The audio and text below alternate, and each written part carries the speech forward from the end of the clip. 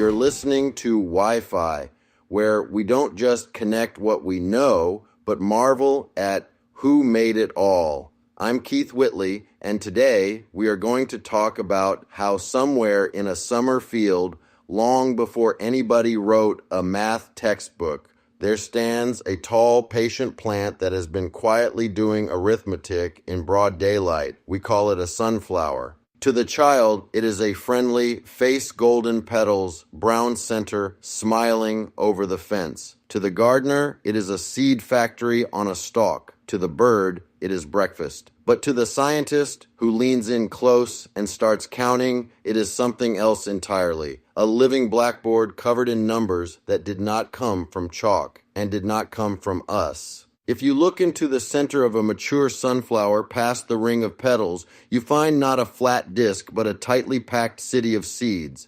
They are not scattered, they are arranged. Spiral after spiral curls out from the center, clockwise and counterclockwise, weaving over and under each other like lanes on an invisible highway. You can trace one spiral with your finger and never cross another. If you start counting how many spirals go one way, how many the other, you might get numbers like 34 and 55, or 55 and 89, or even 89 and 144 on a particularly large blossom. Different flowers, same pattern, pairs of numbers that sit right next to each other in a famous list called the Fibonacci sequence, where each number is the sum of the previous two. Now, you could say that's a coincidence, but the coincidence keeps happening. Mathematicians and biologists have taken photographs of hundreds of sunflowers, traced their spirals, and tallied the counts.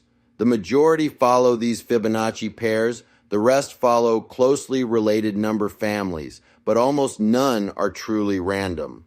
Sunflowers are not just growing seeds, they're solving a packing problem. Nature seems to have chosen a way of arranging the seeds so that each one gets the most efficient access to light and nutrients. No crowding, no waste. The sunflower's face is a lesson in how to squeeze as many seeds as possible into a circle without cheating.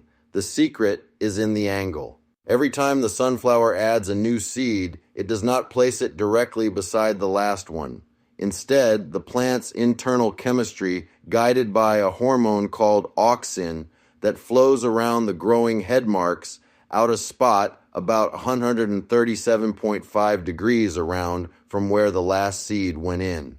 That odd angle, 137.5, happens to be known in mathematics as the golden angle, derived from the golden ratio, that mysterious number about 1.6 and 18 that artists, architects, and stock chart enthusiasts have loved to talk about for centuries. Turn each seed by the golden angle, again and again, and over time you get spirals. Turn by any other angle, and you get crowding, gaps, or less efficient packing. The sunflower never studies this, it simply obeys it. The result is a kind of quiet perfection. Seeds filling the disc with almost no empty space. Each floret pushed as far as possible from the ones before it. Evolutionary biologists point out that this means more seeds in each head, more food for birds, more chances for the plant's genes to be carried away and grown again. Mathematicians point out that the pattern corresponds to those Fibonacci numbers we teach in school. The botanist talks about auxin distribution and phyllotaxis, the way plant organs arrange themselves. The engineer talks about optimal packing. And the person who simply sees God's fingerprints in the logic of the world might call it something else. The sunflower does not know it is an exhibit in a museum of science, that people in lab coats have modeled its seed pattern on computers and discovered that when they let virtual droplets move and settle under the rules of physics, they too spiral into Fibonacci shapes to minimize energy in space. It only knows how to turn its face toward the sun, follow the light across the sky when it is young, and hold still when it is full grown, heavy with seeds and mathematics. It would be easy to say, well, the plant hormone did it, or the geometry of growth did it, and stop there. But even those explanations, when you step back a little, sound a lot like poems. hormones that flow, proteins that ferry them, angles that emerge because the system is trying to give each new floret a place to grow. None of that is chaos. It is order wearing the work clothes of biology. It is logic written in living tissue. The numbers in the sunflower obey rules that make sense, rules that can be described with equations and proven on paper. And yet those rules were here, embedded in petals and stems, long before anyone proved anything. You can walk past a sunflower and see a tall plant with a cheerful face. You can harvest it and see food for birds, oil for cooking, snack for children.